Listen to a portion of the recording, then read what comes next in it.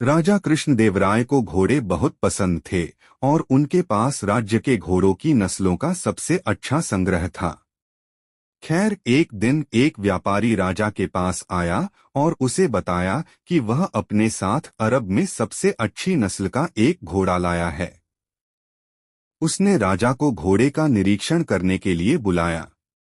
राजा कृष्णदेवराय को घोड़ा बहुत पसंद आया, तो व्यापारी ने कहा कि राजा इसे खरीद सकते हैं और उसके पास अरब में इस तरह के दो और हैं, जिन्हें लेने के लिए उसे वापस जाना पड़ेगा।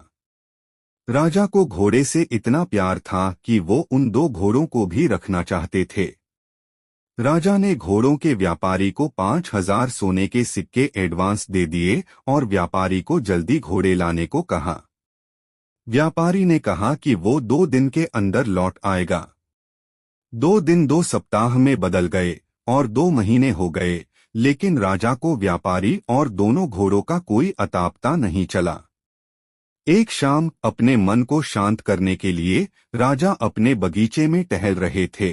वहां उन्होंने तेनालीराम को एक कागज के टुकड़े पर कुछ लिखते हुए देखा। उत्सुकतावश राजा ने तेनालीराम से पूछा कि वह क्या लिख रहा है। तेनालीराम पहले तो थोड़ा झिझक रहे थे, लेकिन आगे की पूछताछ के बाद उन्होंने राजा को कागज दिखाया। कागज पर नामों की एक लिस्ट थी। राजा का नाम लिस्ट में सबसे ऊपर था। तेनाली ने कहा कि ये विजयनगर साम्राज्य के सबसे बड़े मूर्खों के नाम हैं।